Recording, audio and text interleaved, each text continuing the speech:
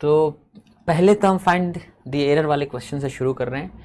He'll make mistakes, वो गलतियाँ करेगा, but he will learn, लेकिन वो सीखेगा by making mistakes, गलतियाँ करके। So dear parents, इसलिए हमारे प्रिय पेरेंट्स लोग, once you put the money in your children's little pockets, एक बार जब आप पैसा डाल देते हैं अपने बच्चों के पॉकेट पे, छोटे छोटे pocket, forget all on it, forget all about it, सब कुछ इसके बारे में जो है वो भूल जाइए। forget all about it,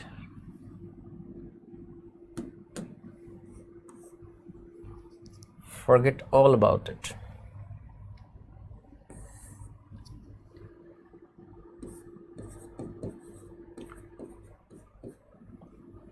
The man we met, वह व्यक्ति जिससे हम लोग मिले, was any other than the original owner of the house. Any other नहीं, some other person. तो the man we met, जिस आदमी से हम लोग मिले, was some other, someone other.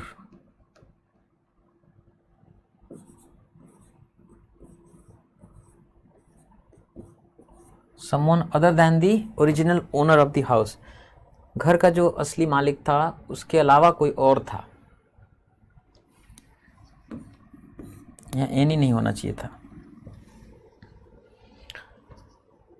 हमेशा याद रखिए कि अफर्मेटिव सेंटेंस में एनी का यूज़ नहीं होता है।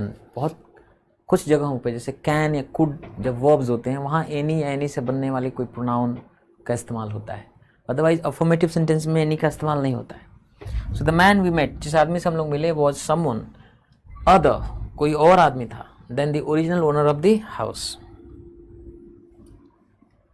There is no else in this house. I can feel the presence. कोई और नहीं है इस घर में। I can feel the presence. और मैं प्रेजेंस फील कर सकता हूँ। हैं? जब कोई नहीं है तो प्रेजेंस कैसे फील करोगे? प्रेजेंस मतलब तो उपस्थिति होता है। तो there is someone in this room.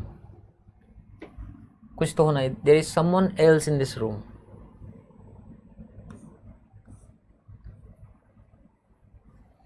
There is someone else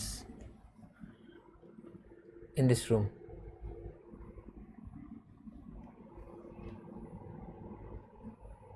I can feel the presence. मुझे presence feel हो रहा है।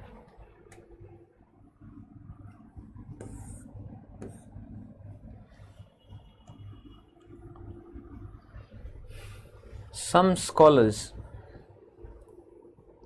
इसके ऑप्शंस अगले स्लाइड में दिए हुए हैं।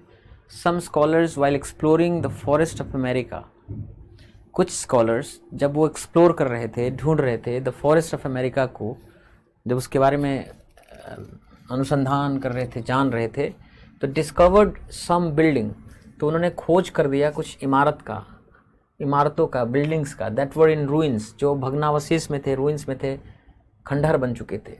द बिल्डिंग्स वर, हर जगह जो है बिल्डिंग लिखा हुआ है। The buildings were dash ruined by encroaching forest. These buildings were, option है रीजनेबली, मतलब काफ़ी ठीक ठाक ढंग से। श्योरली मतलब निश्चित रूप से। अपेरेंटली ऊपर से जैसा स्पष्ट समझ में आ रहा था वैसा। परफेक्टली मतलब संपूर्णता से। तो अपेरेंटली, रीजनेबली मतलब होता है काफ़ी ठीक ठाक मात्रा में।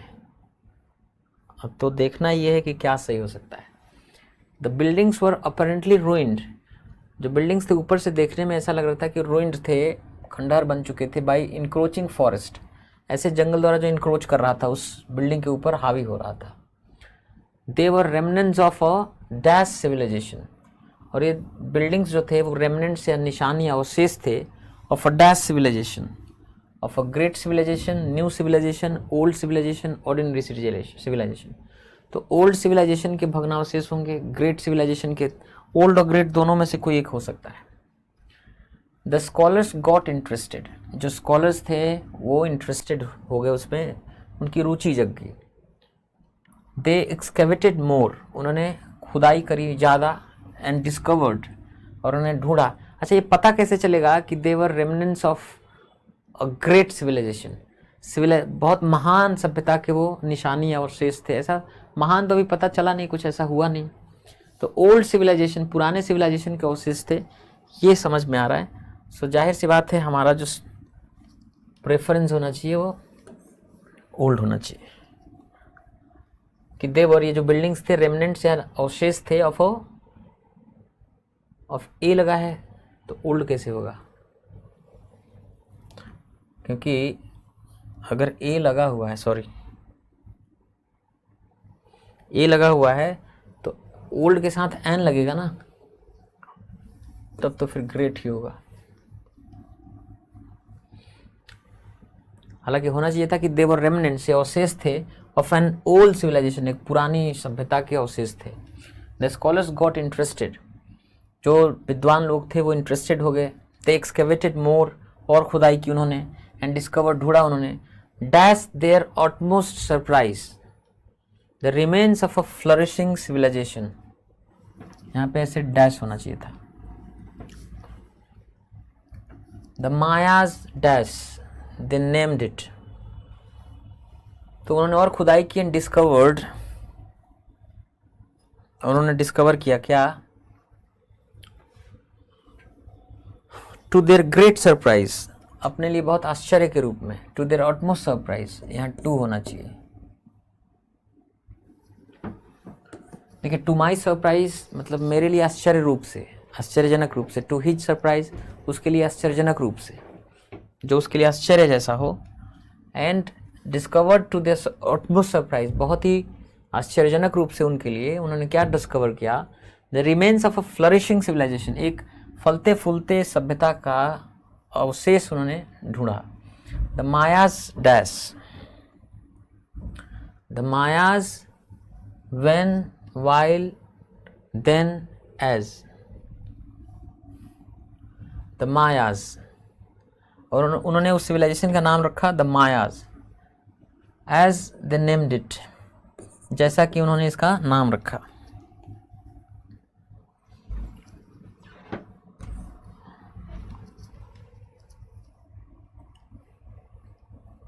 फिर क्या हुआ? दस, इस प्रकार से, it was in as late as dash 19th century that the secrets of a new civilization were dash, इस प्रकार से it was in as late as dash century, 19th century, it was as late as the 19th century,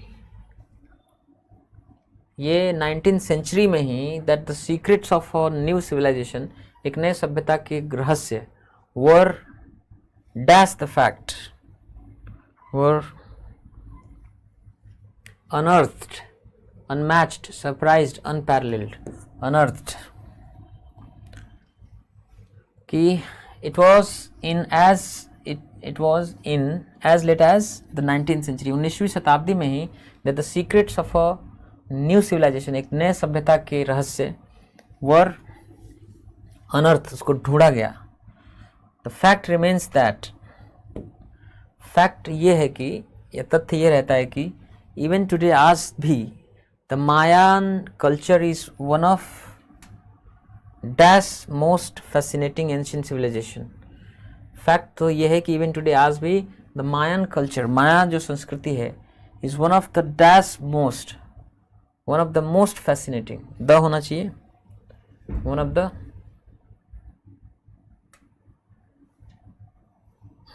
वहाँ पे गया है, in the 19th century the secrets were unearthed. The fact remains that even today the Mayan culture is one of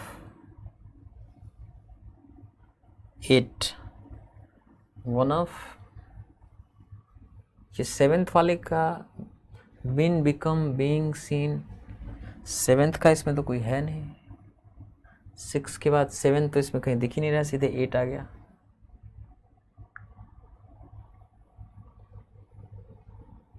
यहाँ तो the he होगा।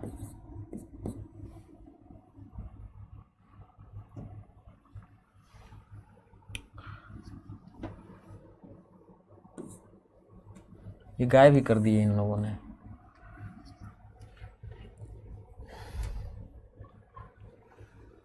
कि the Mayan culture is one of the most fascinating ancient civilization, सबसे ज़्यादा आकर्षक प्राचीन सभ्यताओं में से एक है। This civilization was situated in the dash of middle America, ये सिविलाइजेशन सिचुएटेड या स्थित था in the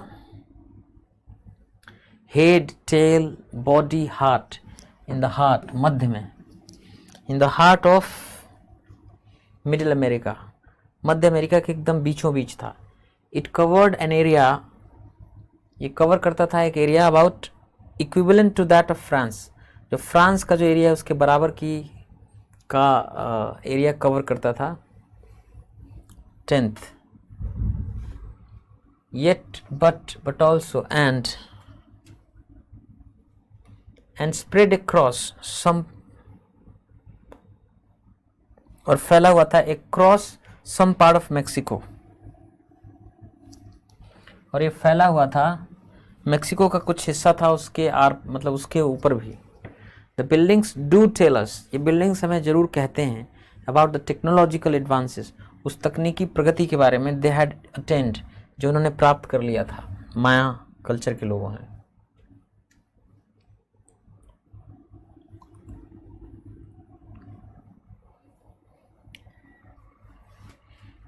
in trying to solve the crime, कोशिश करने में, क्राइम को सॉल्व करने की कोशिश करने में, अपराध को का हल निकालने की कोशिश करने में, द डिटेक्टिव फाउंड, उस जासूस ने पाया himself dash beating the bush, beating his brain out, letting his hair down, making room for others, yet the mystery kept deepening. देखिए, बीट योर ब्रेन आउट का मतलब होता है कि पूरी बुद्धि लगाना, है ना, बहुत दिमाग लगाना, मेहनत करना। Beat your brain out, beat your brain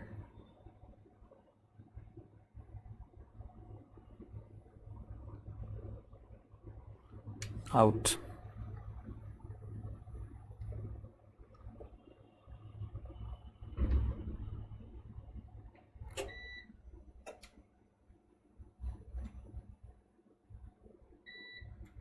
बहुत जोर लगा के सोचना उसके बारे में। फिर भी येट मतलब फिर भी द मिस्ट्री केप्ट डिपेनिंग, रहस्य और गहरा होता गया, बढ़ता ही गया। बीट द बुश नहीं होता है, बीट अराउंड द बुश होता है, घुमा फिरा कर बात करना, बचना, सीधी बात करने से बचना, घुमा फिरा के बात करना। बीट अराउंड द बुश, सीधी बात ना करना, टॉपिक की बात ना करना।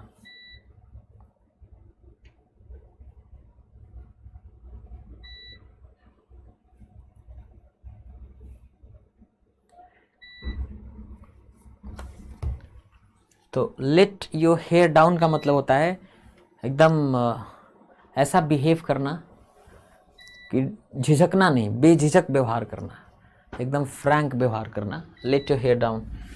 The residents of my colony, मेरे कॉलोनी के निवासीगण, dash in trying to find out about the increasing, आगे क्या है, the residents of my colony hit the sack का मतलब सोने जाना, बेड पे जाना। बिट अबाउट द बुश, वही तो लिख रहे हैं। Pulled all the stops, hit the purple patch. In trying to find out about the increasing, कुछ आगे होगा, increasing crimes,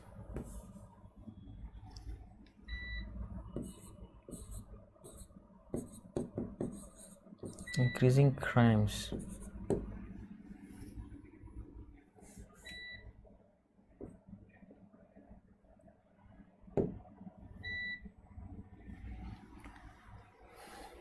pull all the stops का मतलब होता है पूरा झोंक देना अपनी शक्ति, पूरा प्रयास करना।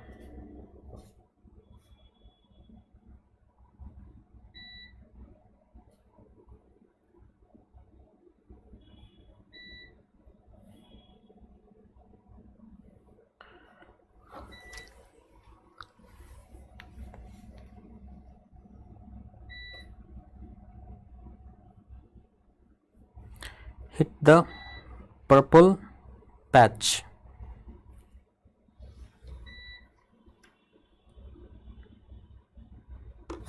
तो हिट द पर्पल पैच का मतलब होता है जब आपका फॉर्म बहुत अच्छा चल रहा हो, बहुत सक्सेसफुल हो रहे हो, ठीक है ना, पूरा दम लगाकर प्रयास करना, अच्छे फॉर्म में होना,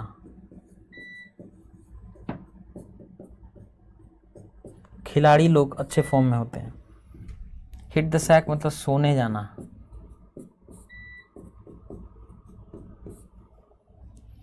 तो रेजिडेंट्स जो थे हमारे कॉलोनी के, दे पुल्ड ऑल द स्टॉप्स, उन्होंने पूरा दम लगा दिया टू फाइंड आउट, पता करने में, अबाउट द इंक्रीजिंग क्राइम, बढ़ते हुए अपराध के बारे में। सम एनिमल्स, पहला सेंटेंस दिया हुआ है, लास्ट सेंटेंस दिया हुआ है, बीच के 4 सेंटेंस है, उनको सही सीक्वेंस में लगाना है। सम एनिमल्स लाइक फिशेस, कुछ एनिमल्स पसंद करते हैं मछलियों को, lay eggs and live them, कुछ जानवर जो हैं लाइक फिशेस जैसे कि मछलियां हैं, ले एग्स अंडे देती हैं, लिव देम और उन्हें छोड़ देती हैं। लास्ट में is this not something terrible, क्या ये नहीं है बहुत ही खराब चीज़, yet it is a fact, फिर भी ये है एक तथ्य ही। The mother does not care for them at all, जो मदर है वो बिल्कुल उनके लिए केयर नहीं करती है। दे ले थाउजेंड्स ऑफ एग्स, हज़ारों अंडे देते हैं एट अ टाइम, एक बारी में, but do not look after them, लेकिन उनका देखभाल नहीं करते हैं।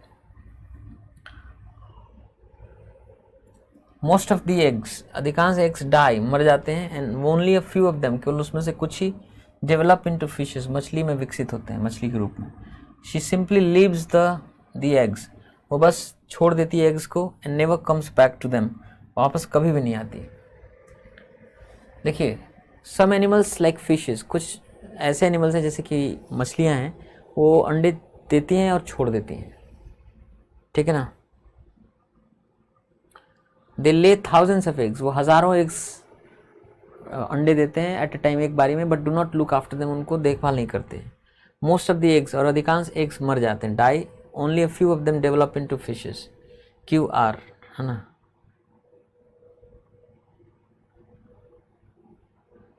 The mother does not care for them at all, उनके लिए बिल्कुल वो मदर केयर नहीं करती है। तो Q R P S, she simply leaves the eggs, वो बस एग्स को छोड़ देती है, never comes back to them, वहाँ उन तक आती भी नहीं है। So Q R P S, फिर लास्ट में 6, is this not something terrible, क्या ये कुछ ऐसा बहुत ख़राब चीज़ नहीं है, yet it is a fact, फिर भी ये है तो फैक्ट ही, एक बात ही। सो Q R P S option में ही नहीं है। लेकिन सबसे पहले होगा कि they lay thousands of eggs at a time, most of them the eggs die, Q के साथ आर होना चाहिए, क्यू के बाद आर का कॉम्बिनेशन होना चाहिए।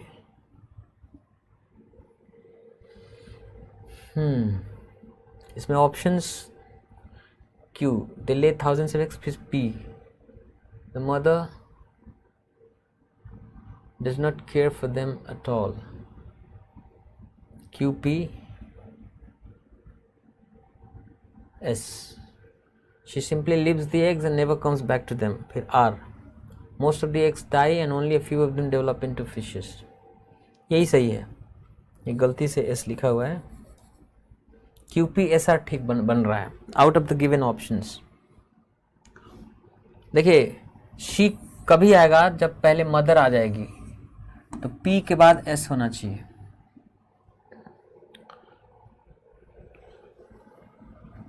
इसमें है ही नहीं पी के बाद एस,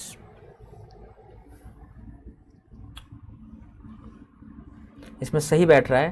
पहले क्यू बता रहा है कि कुछ एनिमल्स जैसे कि मछलियां हैं, एग्स देते हैं और उन्हें छोड़ देते हैं, इसको क्यू बोल रहा है कि they lay thousands of eggs, वो हज़ारों अंडे देते हैं एट अ टाइम, एक बारी में, but do not look after them, उनकी देखभाल नहीं करते। द मदर जो होती है does not care for them at all, माँ जो है बिल्कुल उनका केयर नहीं करती। फिर एस, वो बस छोड़ देती है अंडों को और वापस कभी नहीं जाती उन तक। R, most of the eggs die, और अधिकांश एग्स मर जाते हैं, only a few of them, केवल उनमें से कुछ ही डेवलप इनटू फिशेस, मछली के रूप में विकसित होते हैं। तो एकदम सही बैठ रहा है QPSR। Is this not something terrible, ये कुछ बहुत बुरी बात नहीं है, yet it is a fact, लेकिन है तो ए फैक्ट ही, है ना।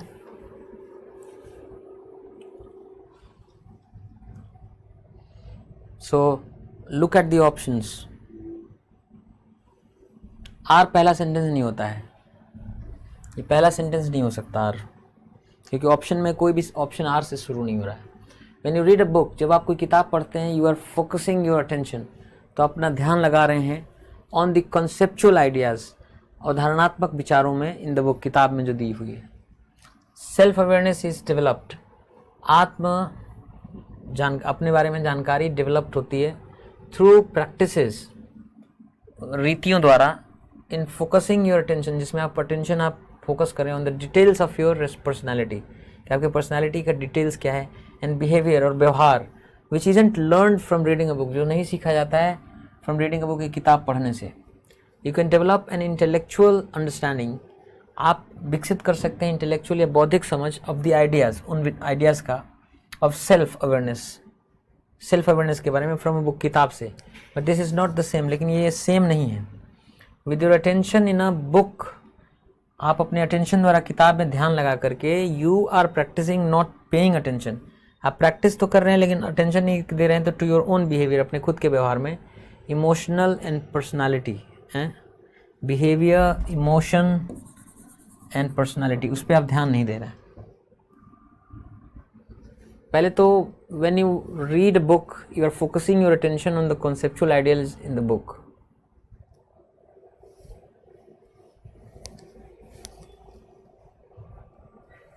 सबसे पहले क्यों हो जाएगा, सेल्फ अवेयरनेस डेवलप होता है थ्रू प्रैक्टिसेस, जब आप अभ्यास करते हैं इन फोकसिंग योर अटेंशन, आप अटेंशन फोकस करने का अभ्यास करते हैं on the details of your personality, आपके पर्सनालिटी की छोटी छोटी बातों पर, बिहेवियर पर, which isn't learn from reading a book, जो सीखा नहीं जाता है किताब पढ़ने से। क्यों? फिर पी, जब आप किताब पढ़ रहे होते हैं तो आप अटेंशन अपना फोकस करते हैं कॉन्सेप्चुअल आइडियाज़ पर, किताब में जो दिया होता है। फिर as, with your attention in a book, जब आप किताब में अटेंशन ध्यान देते हैं, you are practising not paying attention, आप प्रैक्टिस कर रहे हैं ध्यान ना लगाने का, टू योर ओन बिहेवियर, अपने खुद के व्यवहार पर, इमोशन पे, पर्सनालिटी पे। R, you can develop an intellectual understanding, आप डेवलप कर सकते हैं intellectual understanding of the ideas of self awareness from a book, but this is not the same, लेकिन वो सेम नहीं है, यही सही है। पर ये किताब से जो आप सेल्फ अवेयरनेस के बारे में कुछ इंटेलेक्चुअल अंडरस्टैंडिंग डेवलप करेंगे, वो सेल्फ अवेयरनेस नहीं है, वो सेल्फ अवेयरनेस से अलग चीज़ है। सो QPSR is the right answer. पहले क्यू में बात करेगा कि सेल्फ अवेयरनेस डेवलप होता है जब आप अपना ध्यान अपने पर्सनालिटी, अपने बिहेवियर की छोटी छोटी बातों पर ध्यान केंद्रित करने का अभ्यास करते हैं। फिर पी, कि जब आप किताब पढ़ रहे होते हैं तो उसमें अटेंशन आपका कंसेप्चुअल आइडिया में होता है किताब के, उसमें पर्सनालिटी पर आप ध्यान नहीं करते। एस, अच्छा, ये अटेंशन जो आप किताब में लगा रहे हैं, आप इस बात का अभ्यास कर रहे हैं कि आप ध्यान ना दें अपने बिहेवियर, इमोशन, पर्सनालिटी पे। आर, फिर आर, और आप डेवलप कर सकते हैं इंटेलेक्चुअल अंडरस्टैंडिंग, है ना, एक बौद्धिक समझ of the ideas of self awareness के, सेल्फ अवेयरनेस होता क्या है किताब से। लेकिन ये सेल्फ अवेयरनेस के बारे में जानना अलग है, सेल्फ अवेयरनेस होना अलग है। So it's not the same, दोनों एक चीज़ें नहीं होती हैं।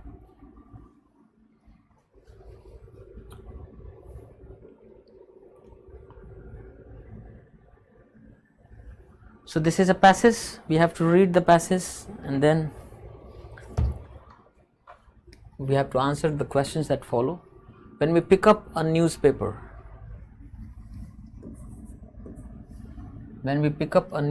जब हम कोई न्यूज़पेपर उठाते हैं, a किताब, a book or an article, कोई लेख, we come to our task with certain preconceptions. तो हम इस किताब पढ़ने का ये जो काम है उसको एक सर्टेन प्री कॉन्सेप्शन या पूर्व विचार के साथ आते हैं, एंड प्री डिस्पोजिशन के साथ आते हैं, पूर्वाग्रह की भावना के साथ। We expert to find a specific piece of information, we expect, हम एक्सपेक्ट करते हैं कि मिलेगा हमें कोई स्पेसिफिक पीस ऑफ इंफॉर्मेशन, कोई खास सूचना, और बी प्रेजेंटेड विद, या हमें हमारे सामने प्रस्तुत किया जाएगा एन आर्गूमेंट, तर्क, और एन एनालिसिस, कोई विश्लेषण होगा आप समथिंग, किसी चीज़ का, से, जैसे कि द लाइकलीहुड ऑफ रिसेशन, कि रिसेशन का, मंदी का कितनी संभावना है इन द नेक्स्ट 6 मंथ्स, अगले 6 महीनों में, और द रीजन या कारण वाई चिल्ड्रन कांट रीड, बच्चे क्यों नहीं पढ़ पाते हैं, इन सब के बारे में कुछ होगा। ये हम सोच के आते हैं, किताब उठाते हैं, पढ़ते हैं। तो we probably know a little about the book, हम लोग संभवतः जानते हैं, अ लिटिल मतलब बहुत थोड़ा ही, अबाउट द बुक, किताब के बारे में, और आर्टिकल, लेख के बारे में वी आर रीडिंग, जिसे हम पढ़ रहे हैं। इवन बिफोर वी स्टार्ट, इससे पहले कि जब हम स्टार्ट करते हैं। दैट वॉज आफ्टर ऑल, आखिरकार that was some reasons why we chose to read, there were some reasons, निश्चित रूप से कुछ कारण थे कि जिसके कारण हमने चूज किया to read one piece of writing, कोई लेख को, रादर देन अनदर, बजाय दूसरे लेख को पढ़ने के। आवर एक्सपेक्टेशंस एंड प्री डिस्पोजिशंस, हमारी जो उम्मीदें हैं प्री डिस्पोजिशन से पहले से जो एक दिमाग में भाव बन गया है, में हाउएवर ब्लाइंड, हालांकि ये ब्लाइंड कर सकता है, हमें अंधा बना सकता है, टू के प्रति, किसके प्रति, what the article and it's author is actually saying, कि जो आर्टिकल है, लेख है या ऑथर एक्चुअली क्या कहना चाह रहा है, शायद उसके प्रति हम अंधे हो जाए, वो समझ ना पाए, क्योंकि पहले से ही मन में कुछ पूर्वाग्रह की भावना है। इफ फॉर एग्जाम्पल, यदि उदाहरण के लिए we are used to disagreeing with the author, अगर हमारे पे मुकदमा हो जाए, अगर हम डिसअग्री करें विद द ऑथर, ऑथर पे, लेखक पे, we may see only what we expect to see, तो हम देखेंगे संभवतः ओनली, केवल वही चीज़, what we expect to see, जो हम देखना चाहेंगे, and not what is actually there, और वास्तव में हम वो नहीं देखेंगे जो वहाँ पे है। They the same newspaper, the same magazine, even books by authors with the same perspectives. कुछ तो छूटा है यहाँ।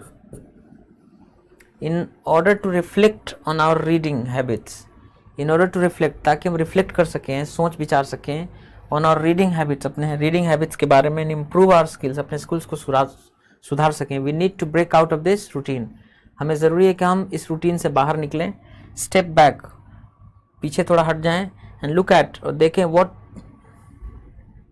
what is doing when we read, कुछ तो यहाँ छूटा हुआ है कि जब हम लोग पढ़ रहे हैं तो क्या होता है, पैसेज में ही बहुत सारे एरर्स हैं।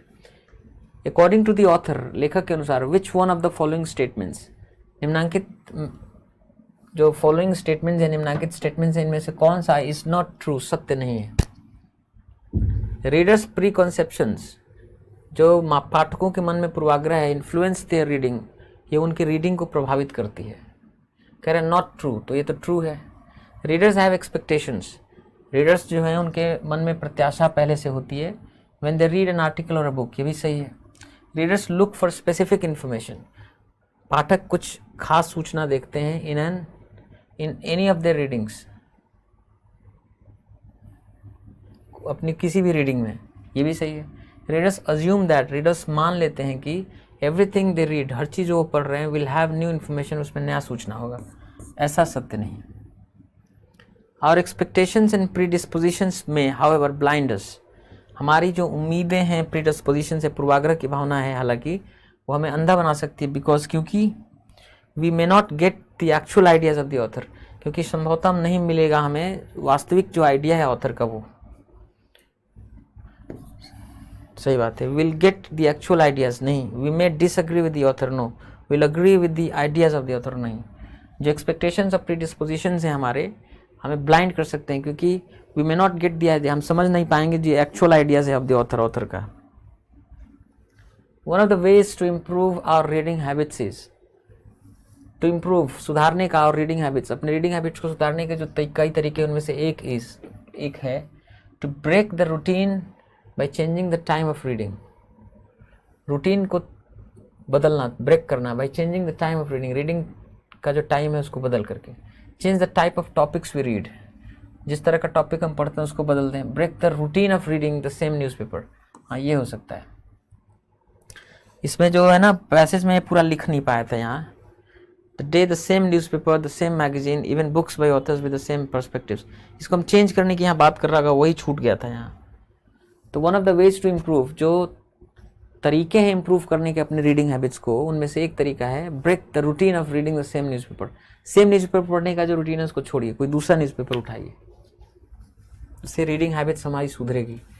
विच quality does the author here advocate, कौन सी क्वालिटी है यहाँ जो ऑथर एडवोकेट कर रहा है, वकालत कर रहा है टू बी गुड रीडर, अच्छा पाठक होने के लिए क्या क्वालिटी होनी चाहिए? Being objective to the ideas of the author, हमें ऑब्जेक्टिव होना चाहिए, मतलब पहले से दिमाग में भावना लेकर नहीं चलना चाहिए पढ़ते हुए।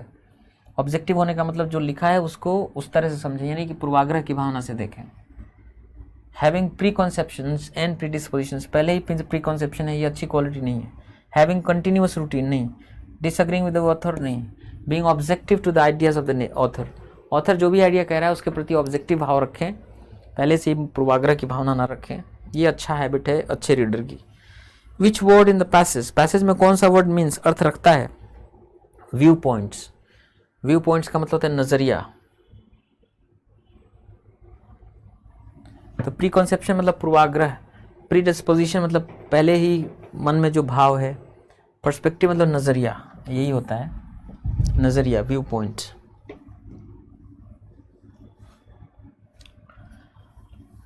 Time is very precious, time बहुत कीमती है, and must not be wasted, और इसको पक्का व्यर्थ नहीं किया जाना चाहिए ऑन पेटी मैटर्स, तुच्छ मसलों पे, that have no value in our life, जिसका कोई वैल्यू नहीं हमारे जीवन में। People keep money in safes, लोग पैसे को रखते हैं उसमें, सेफ का मतलब होता है तिजोरी में, but time wasn't, can't, hadn't, wouldn't be saved in this way, लेकिन समय can't be saved, समय को नहीं बचाया जा सकता इस तरीके से, तिजोरी में नहीं बांध सकते। Time can be saved and utilise, समय को सेव किया जा सकता है, इस्तेमाल किया जा सकता है ओनली बाय बीइंग अलर्ट, केवल अलर्ट रह के, सावधान चौकन्ना रह के। Holding, creating, treating, spending it very carefully, खर्च करते हुए इसको बहुत ही सावधानी से, एंड बीइंग कॉन्शियस, और हम सचेत रहे ऑफ इट्स पैसेज, इसके पैसेज के बारे में कि बीत रहा है। People who made the right use of time, लोग जिन्होंने सही इस्तेमाल किया टाइम का, बाय नॉट वेस्टिंग इट, इसको वेस्ट ना करके, on worldly laughter, subjects, pleasures, chances, जो दुनियावी सुख है, प्लेजर्स है, उस पर समय को वेस्ट ना करके जिन्होंने समय का सही इस्तेमाल किया, ऐसे लोग, एंड स्पेंट इट, और उन्होंने इसको बिताया, खर्च किया on understanding the true nature of life, जीवन का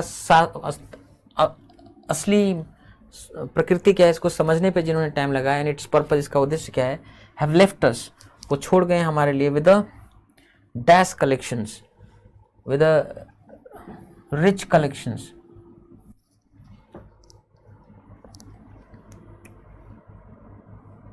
रिच कलेक्शन छोड़ के गए ऑफ रिलीजियस बुक्स, धार्मिक किताबों का, एंड वाइज थॉट्स, और उन्होंने समझदारीपूर्ण विचारों का एक कलेक्शन, एक संग्रह छोड़ के गए वो हमारे लिए।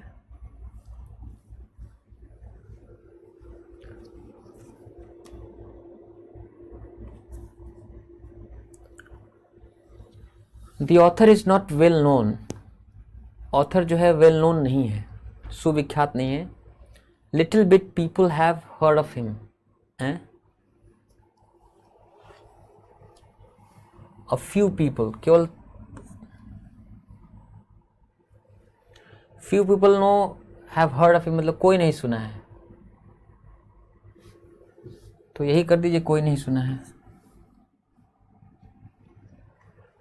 few people का मतलब कोई नहीं, a few मतलब थोड़े लोग सुने हैं, तो जब वेल नोन विख्यात नहीं मतलब कोई नहीं सुना है, few people have heard of him, किसी ने उसके बारे में नहीं सुना है। when Veena returned to India, जब वीना लौट के India I, she had to get used driving on the left, she had to get used, she had to get used to, उसको आदी होना पड़ा, to driving on the left, left की तरफ drive करने का आदी होना पड़ा।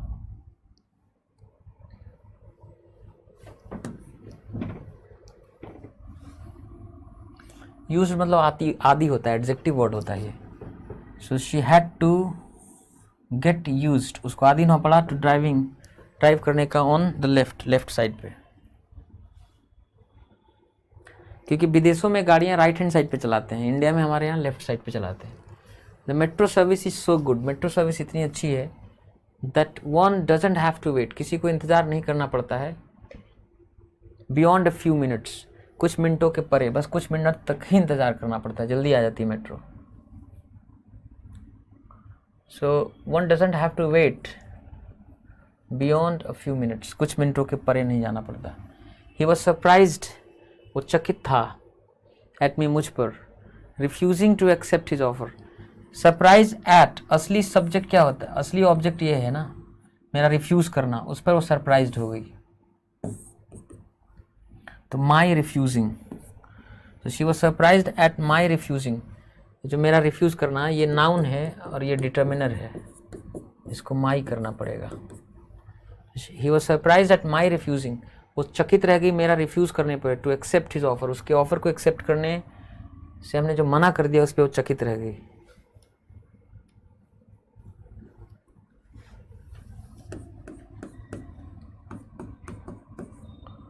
The trees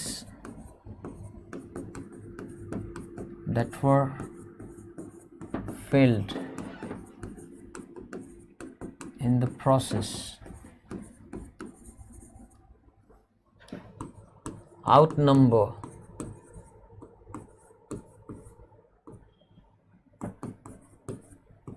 the one planted.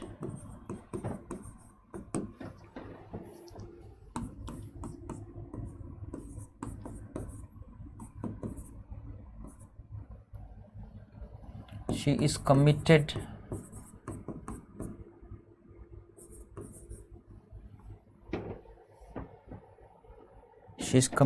to changing the pathetic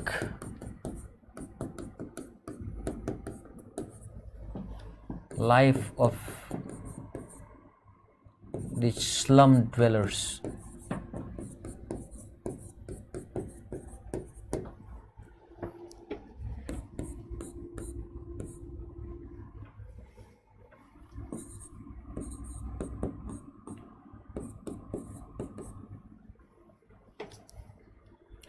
I will try helping you to the best of my abilities.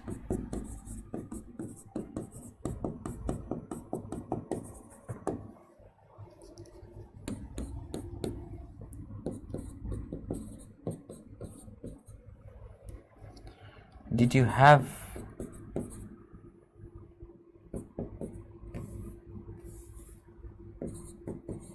any knowledge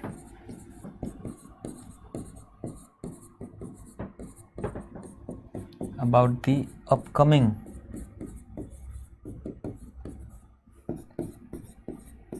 project in this area?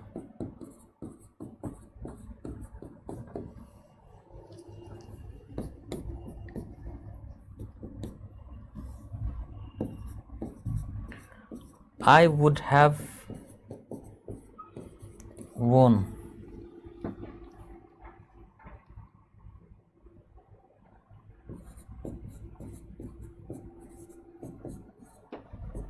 should he helped me. बताइए, error बताना है।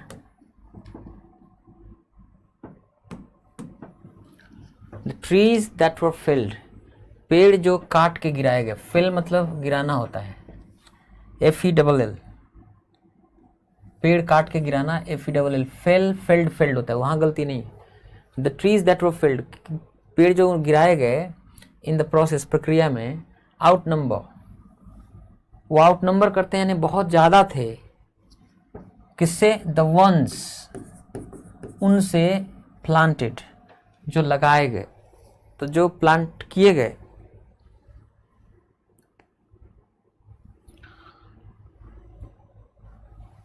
तो the trees that were failed मतलब जो पेड़ लगाए गए, जो काट के गिराए गए इन द प्रोसेस, प्रक्रिया में, आउट नंबर, वो आउट नंबर करते हैं, वो ज़्यादा हैं, द वंस प्लांटेड, जो लगाए गए हैं, जो लगाए गए उनसे ज़्यादा है। एक पेड़ नहीं है ना, कई सारे पेड़ लगाए गए, तो वंस लिखना पड़ेगा। She is committed to changing, committed के बाद टू डू भी होता है, टू चेंज भी होता है और टू चेंजिंग भी, मतलब ये भी सही है, ये भी सही है। So she is committed to change भी हो सकता है, she is committed to changing भी हो सकता है। वो प्रतिबद्ध है बदलने के लिए। द पैथेटिक लाइफ, जो बहुत ही दयनीय जीवन है, ऑफ दीज स्लम ड्वेलर्स, इन बस झुग्गी बस्तियों में रहने वाले लोगों का जो पैथेटिक लाइफ है उसको बदलने के लिए कमिटेड है, इसमें no error. I will try helping, मैं कोशिश करूंगा। देखिए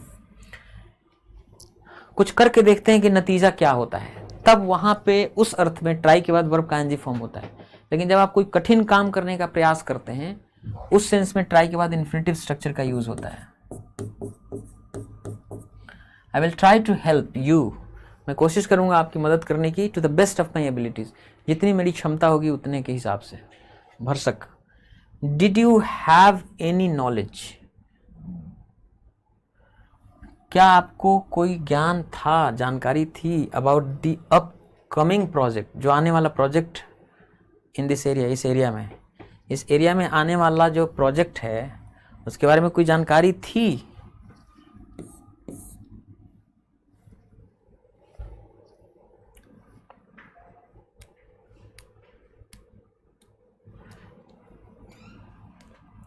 हालांकि करेक्ट हो सकता है, लेकिन अगर डू लगाते तो ज़्यादा अच्छा होता कि क्या आपको कोई जानकारी है अबाउट द अपकमिंग प्रोजेक्ट, जो आने वाला प्रोजेक्ट है इस एरिया में, उसके बारे में। अगर आप ये कहें कि क्या आपको जानकारी थी आने वाले प्रोजेक्ट के बारे में इस एरिया में, वो ज़्यादा अच्छा नहीं लग रहा है। यहाँ डू ही होना चाहिए कि do you have any knowledge, क्या आपको कोई ज्ञान है कौन सा प्रोजेक्ट आ रहा है इस एरिया में। आई वुड हैव वोन, मैं जीत गया होता। कंडीशनल सेंटेंस टाइप 3, मैं जीत गया होता। अगर आपने मेरी मदद की होती, तो यहाँ क्या होता है, इन्वर्जन लगा है, हैड ही हेल्प्ड, अगर उसने मदद की होती मेरी, तो हैड ही हेल्प्ड मी, इसका मतलब है if he had helped me. आपको मालूम है कि जो कंडीशनल क्लॉज होता है उसमें हैड अगर पहले कर दें तो इफ लिखने की जरूरत नहीं है, इफ का मीनिंग अपने आप आ जाता है। तो आई वुड हैव वोन, मैं जीत गया होता, हैड ही हेल्प्ड मी, अगर उसने मेरी सहायता की होती।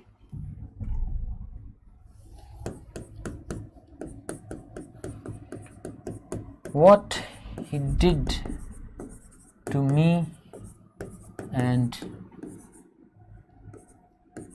my family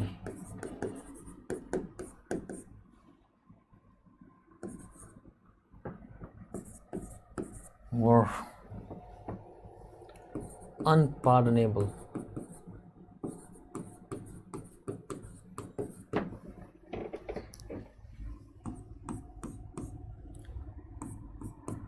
Five pontoon bridges are planned to build on the Ganga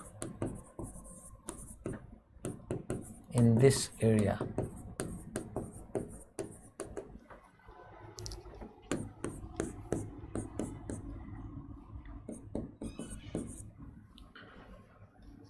Nine people, including a 3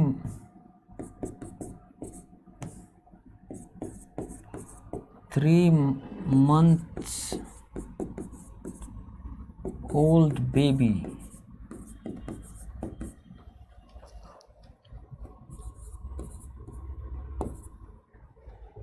was feared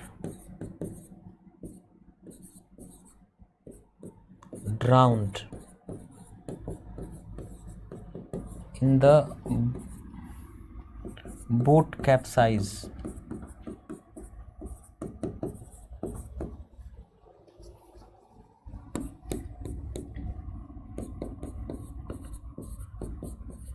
You should have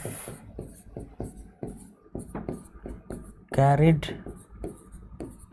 some extra money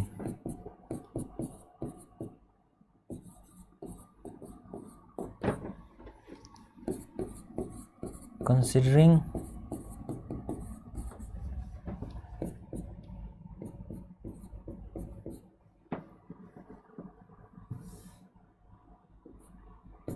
the possibility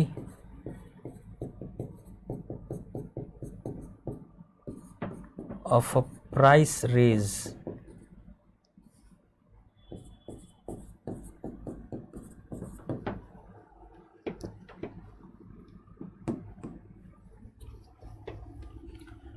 What he did to me, जो उसने किया मेरे को and मेरे family को।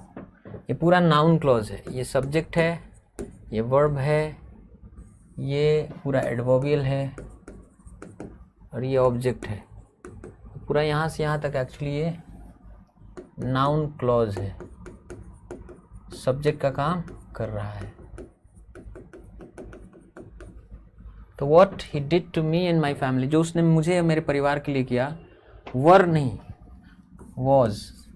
Noun clauses are always singular except for some few cases. तो was unpardonable, जो उसने मेरे और मेरे फैमिली के लिए किया, जो के साथ किया, वॉज अनपार्डनेबल, वो माफ़ी के लायक नहीं था। 5 pontoon ब्रिजेस, 5 pontoon पुल आर प्लान किए गए हैं, टू बिल्ड नहीं, टू बी बिल्ट, बनाए जाने के लिए, ऑन द गंगा नदी पर, क्योंकि वो पॉन्टून ब्रिज पानी पर ही होता है इसलिए ऑन लगाना पड़ेगा, पानी को छूता है इन दिस एरिया, इस क्षेत्र में। वो दूसरा वाला जो ब्रिज है वो पानी को छूता नहीं, तो ओवर होता है, ओवर द गंगा। दूसरे वाले ब्रिज के लिए ओवर लगता है, पॉन्टून ब्रिज पानी पे ही होते हैं इसलिए ऑन लगता है। 9 people, 9 लोग, including a 3 months old baby. कभी भी याद रखना, जब आप ऐसे हाइफन लगा रहे हो ना, 3 months, यहाँ सिंगुलर लिखना, चाहे यहाँ कोई भी नंबर हो।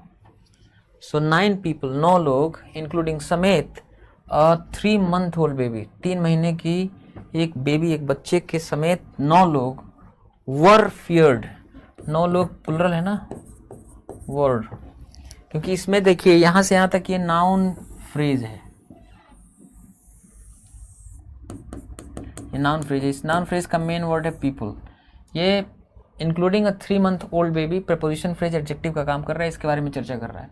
तो किसी नाउन फ्रेज का मेन या हेड वर्ड हमने पढ़ा है कंप्लीट इंग्लिश कोर्स में, आप जानते हैं ये नाउन फ्रेज पहचानना, सिंगुलर की प्लुरल। तो 9 लोग, जिसमें 3 महीने की एक बच्ची समेत 9 लोग, वर फियर्ड, उनके बारे में डर पैदा हुआ, या उसके बारे में, उनके बारे में डरा गया, ड्राउन कि वो डूब गए हैं, इन द बोट कैप्साइज, नाव पलटने में, नाव पलटने की घटना में। You should have carried some extra money, आपको लेकर चलना चाहिए था कुछ अतिरिक्त पैसा। कंसिडरिंग, इस बात को देखते हुए, द पॉसिबिलिटी, संभावना, ऑफ अ प्राइस राइज, कीमत में बढ़ोतरी की जो संभावना थी उसको देखते हुए।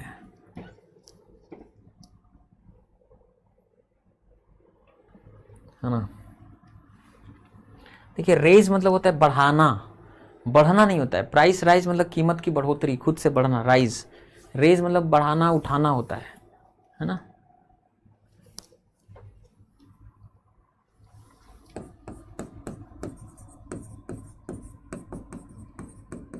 More than one student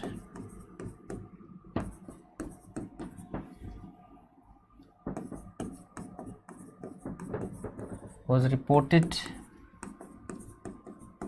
to have been expelled from that exam center.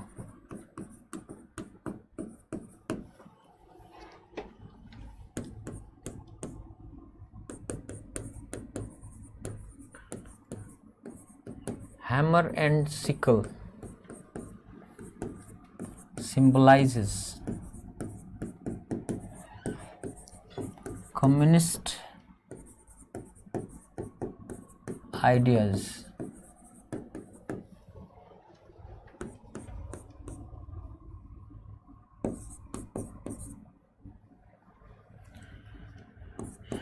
She talked to the officer before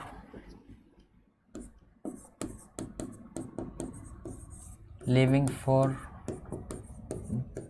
the meeting.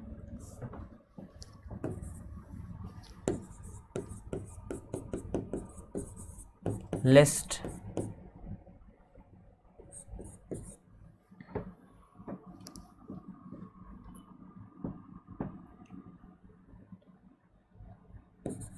he was not coming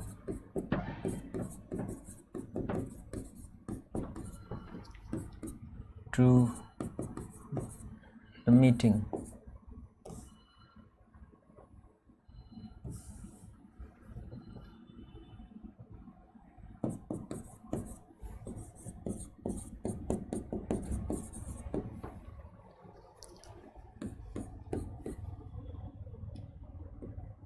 If only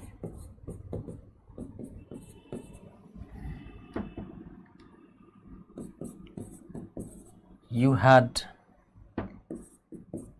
accepted my advice then.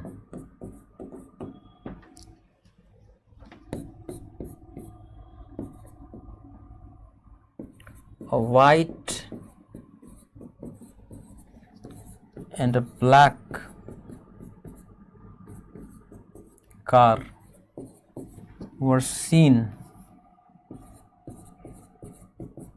parked outside the building.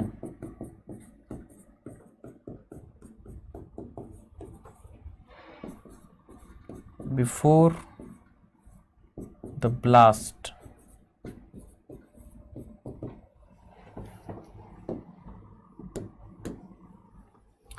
More than one student, more than one एक determiner जैसा काम करता है, student तो noun है, ये noun phrase हो गया, इसके हिसाब से बिल्कुल सही है सिंगुलर कंपैटिबल वर्ब।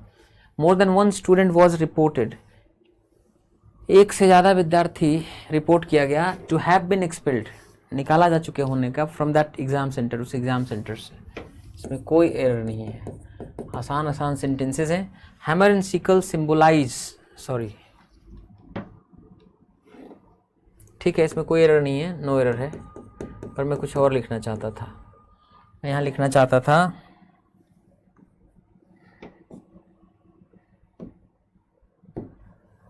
सिंबलाइजेस, और सही है। हैमर एंड सिकल जो है एक साथ, हथौड़ा हसिया एक निशान का नाम है, कम्युनिस्ट आइडिया, तो hammer and sickle symbolizes communist ideas, बिल्कुल सही है। ये दो अलग अलग चीज़ें नहीं है, एक साथ सिंबलाइजेस ठीक है, ये बाइनोमियल सिंगुलर है। She talked to the officer, उसने बात करी ऑफिसर से, before leaving for the meeting, बैठक में जाने के पहले। लिस्ट कि कहीं, लिस्ट के बाद ना शुड वाला स्ट्रक्चर आता है या प्रेजेंट सब्जंक्टिव, लिस्ट के बाद जो क्लॉज लिखते हैं आप उसमें वर्ब कंपोनेंट शुड वाला होता है। तो lest he was not coming नहीं, lest he should not come, या he should not be coming, या he should not come भी हो सकता है, be coming भी हो सकता है।